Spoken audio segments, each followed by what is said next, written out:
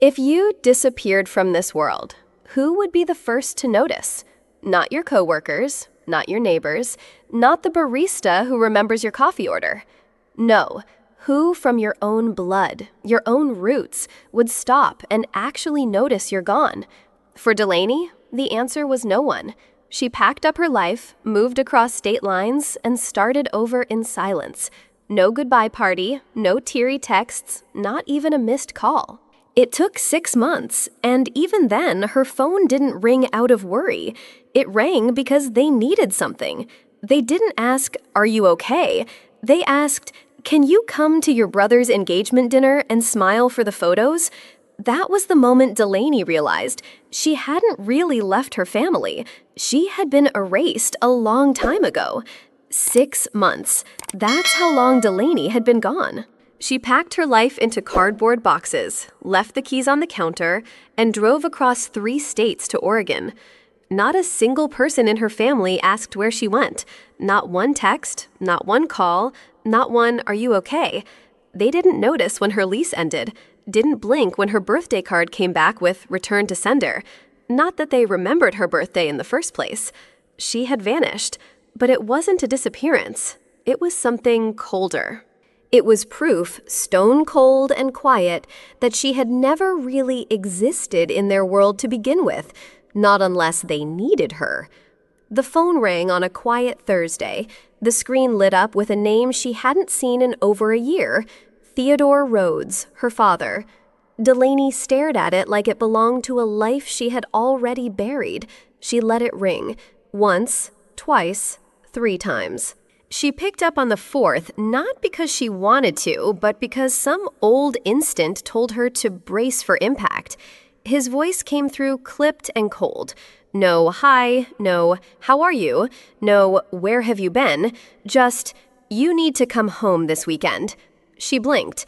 "Why?" she asked flatly. His answer came like a line from a corporate memo. "Callum's engagement dinner. Issa's parents want to meet the whole family. They're very traditional." No warmth, no invitation. Just an expectation. She wasn't being asked. She was being summoned, like a stage prop in someone else's perfect family photo. Delaney didn't need a phone call to remind her of her place in the family. She had known it since she was 8 years old. That was the year she made the honor roll for the 3rd time in a row. She placed the report card on the kitchen table like it was something sacred. She even straightened the corners. Waited patiently for her mother to sit down with her cup of tea. Her mom glanced at it. Just once. "Good job, honey," she mumbled without even looking up from her phone. 2 days later, Callum got a C+ on a math quiz. That night, he got to pick dinner, and everyone clapped when he walked into the room. Delaney said nothing. She just watched. That's when she understood. She wasn't the story. She was the background. The family framed itself around her brother. And she was the blur in the corner, noticed only when someone needed a favor or someone else's spotlight needed filling. Delaney didn't collect trophies to feel superior. She collected them hoping desperately that someone would notice. She still remembers the science fair trophy. It stood taller than her knees and gleamed in a kitchen light. Her teacher had said, "You should be proud. You earned this." Delaney was. She came home that day with the trophy in her arms and pride bubbling in her chest. She placed it gently on the kitchen counter, right where her father would see it. At dinner, he didn't even look up. "Let's not make a big deal out of it, Delaney," he said, spooning peas onto his plate. "Your brother has finals." That was the night she stopped bringing things home. Not because she stopped succeeding, but because success in that house meant nothing unless your name was Callum. Delaney eventually stopped trying to shine. Not because she didn't have light, but because no one ever looked in her direction. She watched her family put Callum on a pedestal year after year. His achievements were headlines. His mistakes were forgivable. His presence was enough. Delaney's presence, on the other hand, was optional. Convenient, background noise. She was the one who was asked to take the photo, not be in it.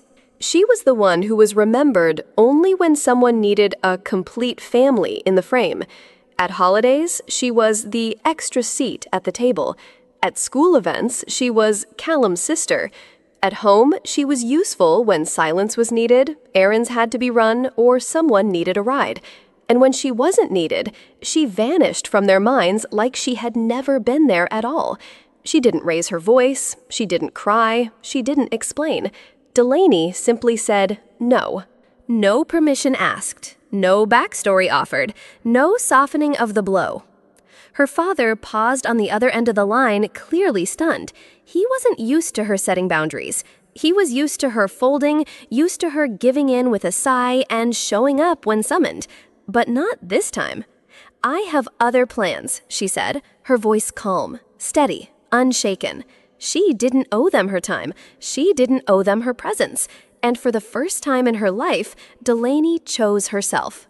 The silence after her no didn't last long. It exploded. Her father's voice hardened. "If you don't show up to this dinner, Delaney, you're out of the will." There it was. Not disappointment, not sadness, not even confusion, just punishment. As if saying no to one night meant she deserved to be erased from every record, like a stain on the family name. He said it like a threat, but to her, it sounded like freedom. Delaney didn't flinch, didn't beg, didn't ask why. She just let the silence grow between them, thick, undeniable, powerful. Because in that moment, she finally saw the truth. They never valued her presence. They only feared her absence when it made them look bad. There was a pause just long enough for her father to believe she might change her mind. Then Delaney spoke, calm and razor sharp. "I make more money than all of you combined." Silence. Not stunned admiration, not pride, just stunned. He inhaled like he'd been slapped. "You're bluffing," he said, grasping for control. Delaney didn't raise her voice. She didn't need to. "If you had ever asked about my life," she replied, "you'd know I'm not." And just like that, the old version of her collapsed. The quiet girl, the peacemaker, the background shadow, gone. She had the power now. She knew it. And worse, so did he. The phone rang again. But this time, it wasn't a demand. It wasn't a guilt trip. It wasn't an attack. It was Grandma Edith, Delaney answered before the second ring. "Hi, sweetheart," Edith said gently. "How's the air up there today?" "Cool and quiet, like always." They talked for a few minutes about the lavender Delaney had planted, the deer that sometimes wandered behind the trees, the way the light hit her balcony just right in the mornings. Then Edith paused. Not for drama, just to be honest. "They asked me to call you," she said calm, without apology. "Not because they care, but because they're panicking." Delaney didn't cry. She didn't explode. She just whispered half to herself, "Because I finally said no." Edith didn't deny it, didn't make excuses, didn't soften the blow. She simply said, "I wouldn't have gone either." And that was why Delaney always answered her calls. Grandma Edith's voice dropped just a little. "Isa's starting to ask questions," she said. "Real ones?" Delaney raised an eyebrow. "Like what?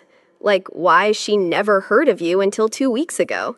That was it. That's what cracked the glossy surface. Isa Callum's fiancé wasn't just asking polite questions anymore.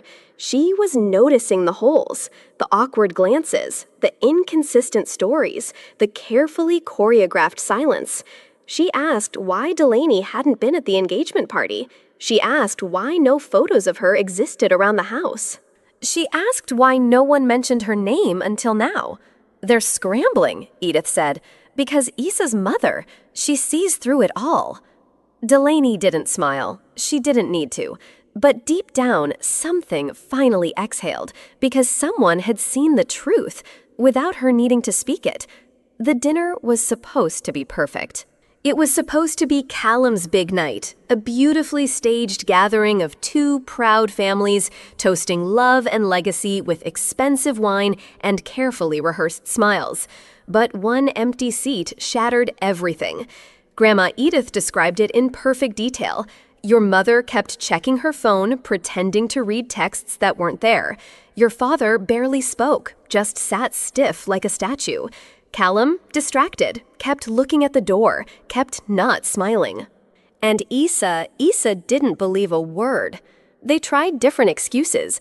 She's sick, she had work, she's at a conference. But Issa's mother wasn't buying it. And Issa, she already knew something was off. Why didn't I know she existed? She asked. Why wasn't she at the engagement party? Why are there no pictures of her? No one had good answers. The room stayed polite, but the kind of polite that chokes. And just like that, the portrait cracked. Not because Delaney spoke out, but because she didn't show up. It hit her while standing on her balcony, mug of tea in hand, sky turning that soft lavender just before sunset. They weren't hurt because she was gone. They were panicking because someone finally noticed she was missing. All those missed birthdays, those one-sided conversations, those years of silence meant nothing until Issa's mother started asking questions. Suddenly, her absence wasn't just a private shame. It was a public problem. That's when the calls came in. The texts, the fake warmth, the guilt-tripping. Not because they missed her, but because they were exposed. Because someone outside the family saw what Delaney had always known. She was only loved when it benefited them. She was only important when it helped the image. He didn't show it at first. Callum kept the smile, the charm, the polished tone, but Edith saw it. So did Issa. He kept checking the door, Grandma said. He barely ate. Barely laughed. Barely looked at her. Because something had shifted. Isa wasn't asking about the wedding flowers anymore. She was asking about Delaney, about the stories that didn't line up, about the years no one seemed able to explain. She wanted to know why this sister was hidden. And suddenly, Callum, the golden child, wasn't the center of the room anymore. He was the center of the lie. His perfect life, perfect girl, perfect dinner, all shook under the weight of one truth. Delaney wasn't the problem. She was the proof. Proof that the family wasn't whole, that love was conditional, that silence wasn't peace, it was strategy. They had spent years ignoring her, skipping birthdays, forgetting conversations before they even ended, walking past her at family gatherings like she was furniture. And now they couldn't stop talking about her. Her name was finally in their mouths, but not out of love, out of panic, out of damage control. And Delaney thought, they don't realize. My silence was the answer. The one they've deserved for a very, very long time. She didn't need to scream, didn't need to prove anything. Her absence did all the work. It revealed what her presence never could, that you can only push someone so far before they vanish and leave behind an echo louder than anything you tried to silence. The paper felt heavier than it should have. Just a few pages. Black ink, her name at the bottom, no cosigner, no parent initials, no witness from a family dinner table. Just her. Delaney signed the last page with a steady hand. And for the first time in her life, she wasn't asking anyone's permission to stay. No more waiting for someone to say, you belong here. She belonged because she built it. Every box she'd packed, every paycheck she'd earned. Every night spent alone, choosing herself instead of chasing scraps of affection. They all led here. A front door she owned, a roof she could call hers, a life she didn't have to apologize for. The backyard smelled like grilled peaches and late summer. Laughter danced through the trees. Plates clinked. Music played from a playlist she didn't even remember making. Delaney stood near the folding table, a cup of lemonade in hand, watching people she chose, not inherited. Jasper flipped corn on the grill like it was a science experiment. Ray chased a golden retriever through the grass, barefoot, breathless, laughing. And then a small tug on Delaney's shirt. She looked down. It was Marin, Ray's daughter, 6 years old, hair in messy braids. She held out a plastic bracelet, all neon pinks and blues made of string. "You're my aunt now," Marin said seriously. "But like the fun kind." Delaney blinked, then smiled. "I'll take that," she whispered, and slipped it onto her wrist like it was made of gold. No titles, no legacy, just love, real and honest. The sun had dipped low. Fairy lights flickered on above the yard. People lingered with paper plates and second helpings. Delaney stood near the garden hose wiping peach juice off her fingers when a woman from the next street walked over, smiling curious. "So," she asked, tilting her head, "do you still have family back east?" Delaney didn't hesitate. "Not even for a breath. Not anymore." And then she smiled. Not bitter, not broken, just still. Behind her, Jasper was laughing with his mouth full. Ray had sat down on the grass, drink in hand, arm slung lazily around the dog. Music drifted low in the background. The bracelet on her wrist caught the light. Delaney turned back to the woman and added softly, "But I have this." It came in a plain white envelope, no return address, but the handwriting, blocky, careful, familiar. Her father's. Delaney stood by the mailbox for a long minute. The envelope felt heavy in her hands, like it was carrying more than paper. It carried history, silence, debt, a final attempt to regain control. But Delaney had no interest in reopening old wounds just to read another version of his "You owe us." She didn't need closure. She already had it. So she walked to the backyard, struck a match, and dropped the envelope into the fire pit. It curled, blackened, vanished. She didn't watch it burn. She turned around and walked back inside. No more obligation texts, no more performative invites, no more forced smiles in group photos where she felt like a placeholder. Her phone was quiet now, but it wasn't lonely.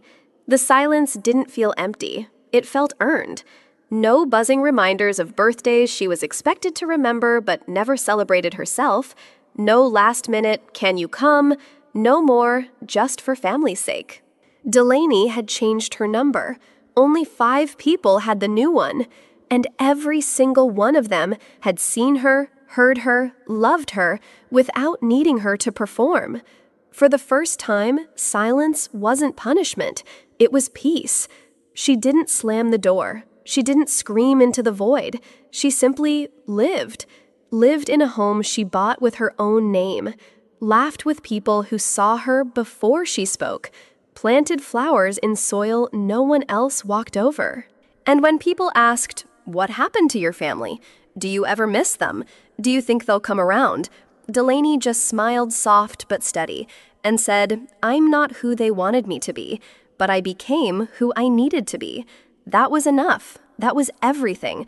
You don't owe anyone the version of yourself that makes them comfortable. You owe yourself the freedom to become who you truly are, even if that means walking away from people who never saw you to begin with. In life, there will be people who only love you when it serves them. There will be families that value appearances more than connection. But there will also be people, real, honest people, who will choose you not because they have to, but because they want to.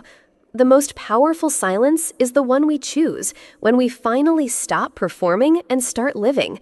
You don't need permission to protect your peace.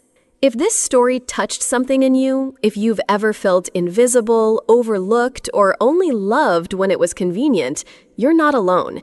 Here at Pieces of Soul, we tell the stories that others try to silence. Subscribe to our channel and join a community where every scar has meaning, every silence has a voice, and every soul, no matter how quietly it's lived, deserves to be seen. Tap that notification bell and never miss a story that might just mirror your own.